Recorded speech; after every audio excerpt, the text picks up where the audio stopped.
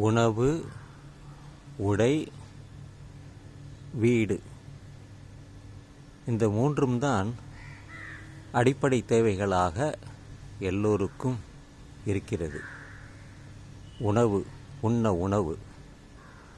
இந்த உணவை பற்றித்தான் காலையிலே ஒரு பதிவை போட்டிருந்தேன்.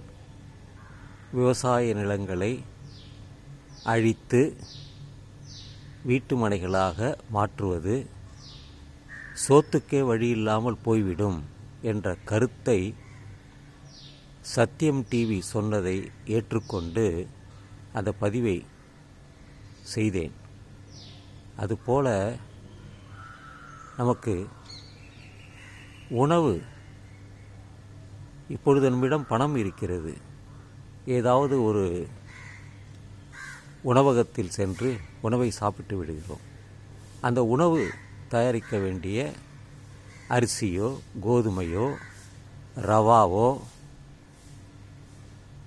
வேறு எதுவோ, கீரைகளாக இருக்கட்டும், பருப்பாக இருக்கட்டும், உளுந்தாக இருக்கட்டும், பயிராக இருக்கட்டும், எந்த தானியமாக இருந்தாலும் அதற்கு நிலம் வேண்டுமல்லவா?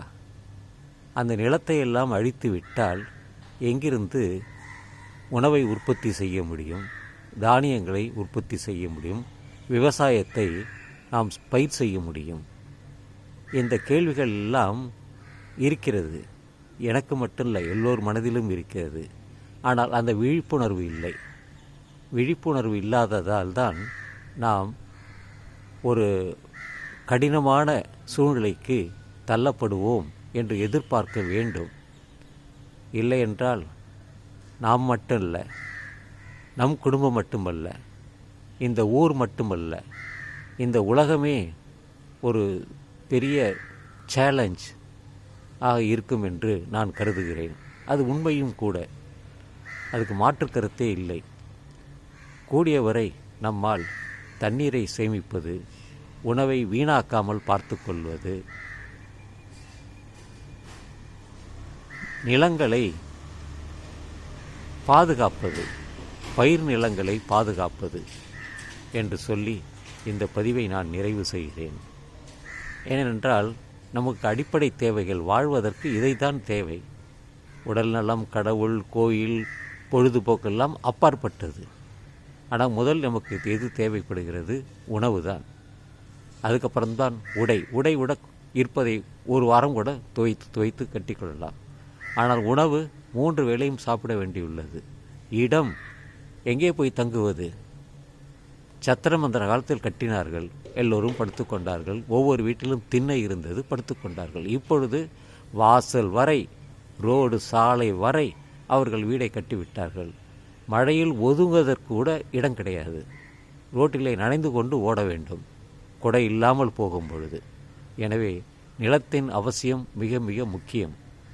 எப்படி உணவு அவசியமோ அதுபோல அந்த நிலமும் மிக மிக அவசியம். எனவே இந்த 2 விஷயத்தையும் நாம் கருத்தில் கொண்டு நம்மால் முடிந்தவரை இந்த சமுதாயத்திற்கு நம்மால் உதவ முடியும். பலருக்கு இந்த கருத்தை அவர்களுக்கு பரப்புரை செய்ய முடியும். அதுதான் நம்மால் முடிந்தது. அதையெல்லாம் செய்வதும் செய்யாததும் அவர்களுடைய கையில் இருக்கிறது. நமக்கு முடிந்ததை, நம்மால் செய்யக்கூடியதை நாம் செய்யலாம் என்று சொல்லி இந்த காலை பதிவை நான் நிறைவு செய்கிறேன். வாழ்க வளமுடன் என்று சொல்கிறோம். எங்கிருந்து வாழ்வது? நிலம் இருந்தால்தானே வாழ முடியும். இந்த 3ம் இருந்தால்தான் வளமுடன் வாழ முடியும். எனவே வாழ்க வளமுடன் என்று சொல்லும் பொழுது இதை 3ஐயும் நாம் ஞாபகம் வைத்து கொள்ள வேண்டும். அதுதான் எனது கருத்து.